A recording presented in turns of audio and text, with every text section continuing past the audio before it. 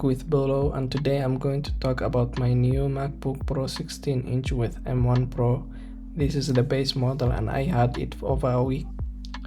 So far the computer is much more capable and way more powerful than my last MacBook Air M1, which I had for almost 11 months. The reason I upgraded from MacBook Air is memory was a bottleneck. Other than that, it was great at handling my workflow.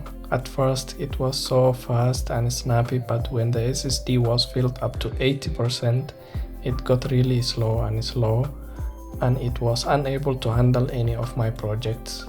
This MacBook Pro is an overkill for my current workflow, but I bought it to keep for at least 3 years and I didn't want to have the same problem I had with my MacBook Air. Performance-wise, the MacBook Air M1 was great. I couldn't get it up to 70% of its CPU or GPU usage, and I loved it until the SSD was almost full, which is when the nightmares started.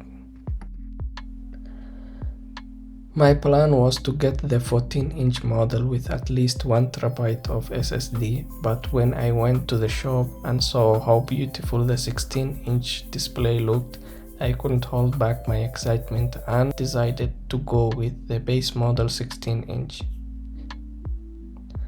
The 512 SSD is not an issue for me right now because I have an external 512 SSD and I'm planning to get 2 TB M.2 NVMe in the near future.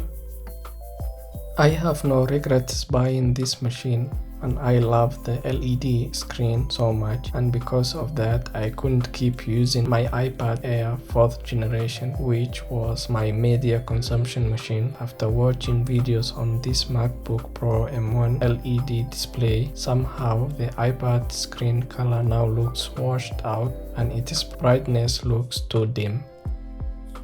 In case I forgot to mention the work I do, I'm a software developer and I do web development, mobile app development, and back-end REST API systems. For web development workflows, I recommend the MacBook Air M1 as it has more efficient cores. For mobile development, which requires running simulators, you will need more memory and more performance cores. Anyway, if you are planning on buying a new MacBook Air or MacBook Pro, please do not buy any machine with less than 16 GB of RAM.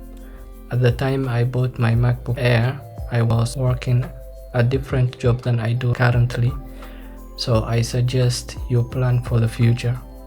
This has been my review of MacBook Pro 16-inch with M1 Pro in my 10 days I had with me. I hope this was useful to you. If you like my videos or would like to help me, please consider subscribing and liking this video. Have a great time and see you in my next video.